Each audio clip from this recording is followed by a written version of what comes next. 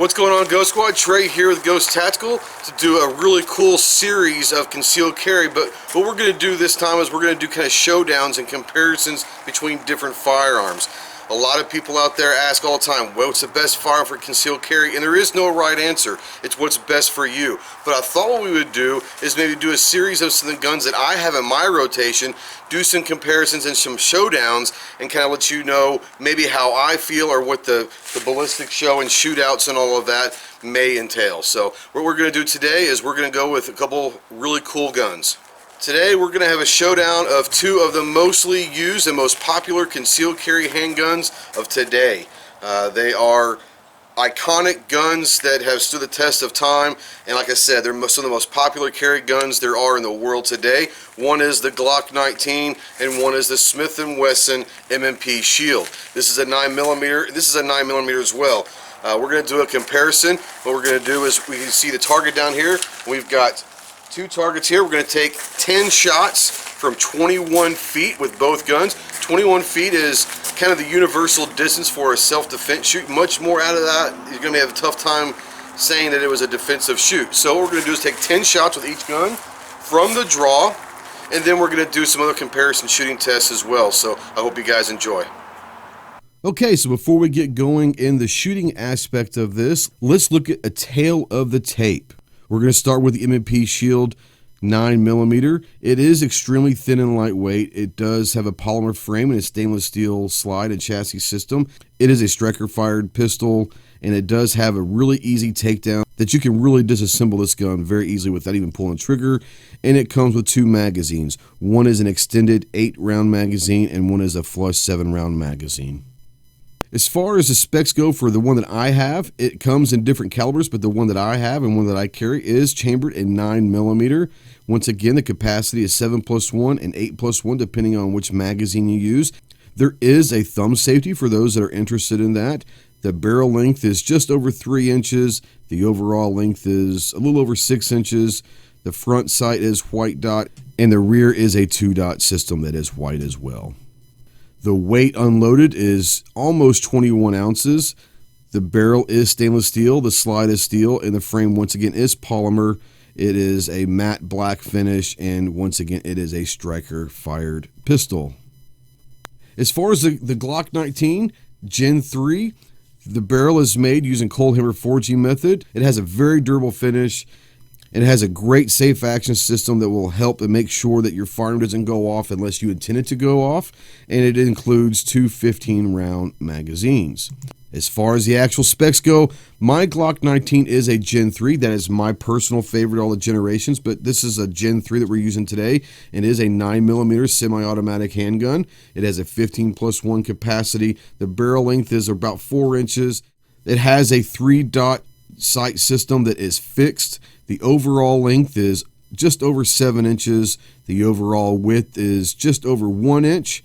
The overall height is about 5 inches, and the overall unloaded weight is almost 24 ounces. All right, well, let's get to the shooting portion of this. And for the Smith & Wesson M&P Shield 9mm, we will be using the We the People inside the waistband holster and some Remington 9mm ammo.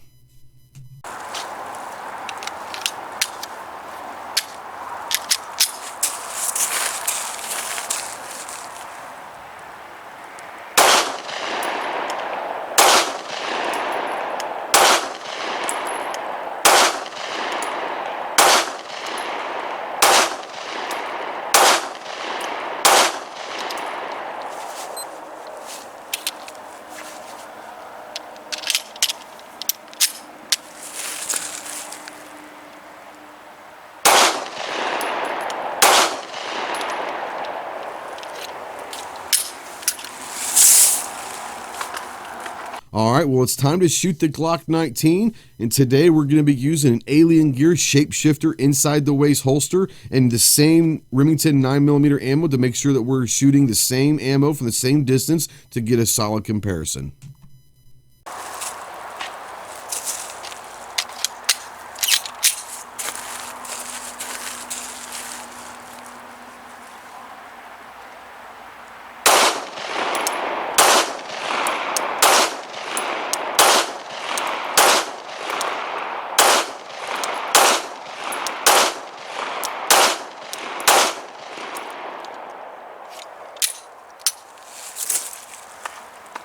So what I've done here is I've taken, in my mind, the biggest categories that are most important for concealed carry.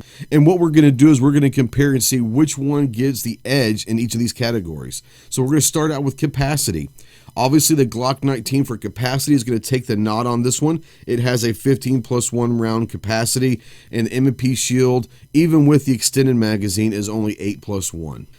As far as durability goes, I've had a tough time deciding, so I'm going to call this a tie. I've got close to 5,000 rounds in both of these handguns, and they both still run flawlessly. I have very few malfunctions, so I really can't give one edge over the other, so I'm going to have to call this a tie. And the same thing with holster options.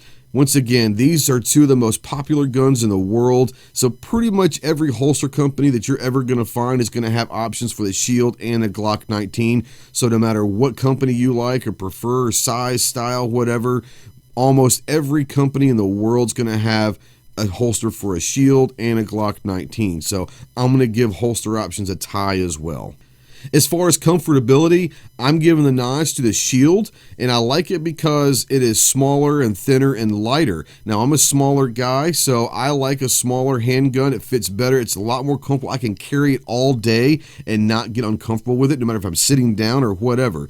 The Glock 19 for me, I love the gun, but it's a little bit bulky for me. For a larger frame person, they might have no problem whatsoever. But for me, I almost have to carry a Glock 19 outside the waistband, which is hard to conceal at that point. So if we're talking concealed carry, I'm going to definitely go comfortability to the M&P Shield.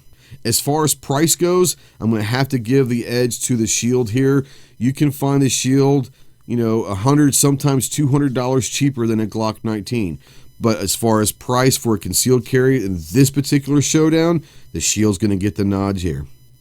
As far as accuracy goes, I'm going to definitely give the nod to the Glock 19. Now, it's simple. In handguns, the longer the barrel, the heavier it is. It's going to handle recoil, and it's going to usually be a more accurately shooting handgun. The Glock is obviously a longer barrel and is a heavier gun. So as you saw in the shooting demonstration, the Glock 19 was a little bit more accurate than the Shield. Now, that being said, I'm not saying the Shield wasn't accurate. They are both very, very accurate, but the Glock, I think, is a little bit more accurate than the Shield. Now, as far as the trigger goes, this is going to be a personal preference. I personally like the Glock 19 trigger better than the stock trigger of the Shield. Now, these two guns that I use today both have stock triggers in them. I like shooting from reset, and the Glock 19 has a reset in the trigger. The Shield does not. Now, a lot of people will say that neither one of these guns have great out-of-the-box triggers, and that very well could be true. You can go get aftermarket triggers and drop them in and be just fine. That being said, the stock triggers out of the box, I have to give the edge to the Glock 19 because it does have reset. Well, guys, I hope you really enjoyed the comparison. If you have any questions on either one of these guns, please feel free to put the comments below. We would love for you to ask any questions you have, make any feedback. If you guys carry these two guns, your feedback, good or bad, to let people know what is a good gun that they possibly want to put in the concealed carry rotation. There's going to be a lot more videos of these comparisons, and I hope you liked it to kind of get an idea of the little specs and then how they perform as well. So I hope you enjoyed this video. There's going to be a lot more to come in this series, so we'll see you soon, and keep shooting. Semper Fi.